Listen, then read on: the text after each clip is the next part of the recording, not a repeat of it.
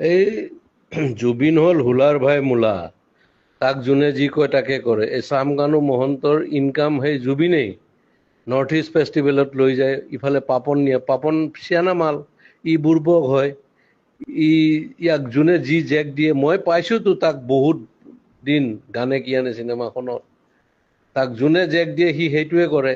যে চামকানু মহন্তই তাক লৈ যায়, ইফালে গৰিমাই তাক যাব দিল, তাৰ চিজাৰ আছে এই মিৰ্গি।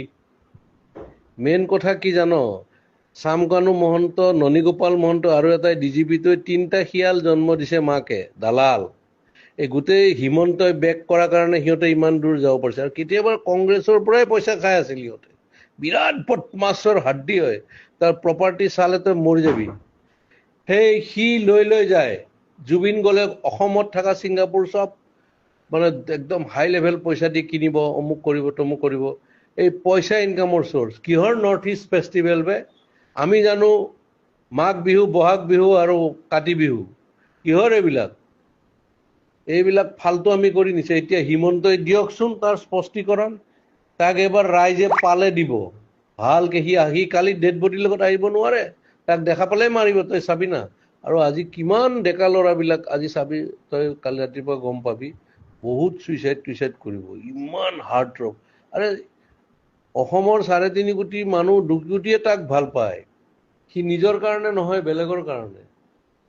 আৰু সেই দালালে তাক মানে কালচাৰেল দালাল বুলি ক'ব লাগে, সিহঁতে তাক মাৰ্কেটিং কৰি পইচা ইনকাম কৰে, তাক অলপ দি এনেই মানে জমাই মেলি মাল চাল খুৱাই মেলি পঠিয়াই দিয়ে। সেইটোৱে ধান্দা। এতিয়া গৰিমাক প্ৰেছাৰ দিব ইহঁতে, যে এনেকে ক'বা তুমি, তেতিয়া তাইতো যোৱা নাই।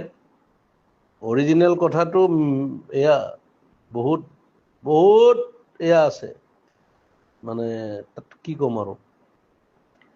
তাক মাৰা প্লেনো হ'ব পাৰে, কিবা হ'ব পাৰে, কি হ'ব পাৰে, চব দালালি পইচাৰ ধান্দা গেলা। অসমখন চেচ। এটা সি অনুষ্ঠান আছিলতো, তাৰ গান, এই লাষ্ট চিনেমাখনৰ ভাইমন দাৰ গানটো সি কি চলিড বনাইছে এই বেমাৰী অৱস্থাত। তাৰ পটাছিয়াম কম থাকে, কিবা কম থাকে। এই নেম কেয়াৰৰ ডক্টৰজনে কৈছেতো এনেকুৱা এনেকুৱা কথা, পানীত যাব নালাগে, তাৰ এয়া আছে, এই চিজাৰ আছে, এইবিলাক মানে কি কবি আৰু। ই চামকানু মহন্তই চেচ কৰি দিছে গোটেই অসম, আধা লুটিছে সিহঁত। ইফালে হিমন্তই লুটা বুলি কয় নহয়, হিমন্তই এনেকুৱা চান্স যে ডিজিপিটো কিনি আছে চোৰটো এটা, সি খালে পেটলাটো। আৰু মাজতো ননীগোপাল মহন্ত সেইটো কি বনাই দিছে। আৰু এইটো ই প্ৰথমতে জিঅ' টিউব দি পেলাই মাৰিলে কোটি কোটি টকা, সেই তেতিয়াৰ দিনতে। এয়া হ'ল, এয়া কি কবি আৰু, অসমীয়া মানুহৰ দুৰ্ভাগ্য।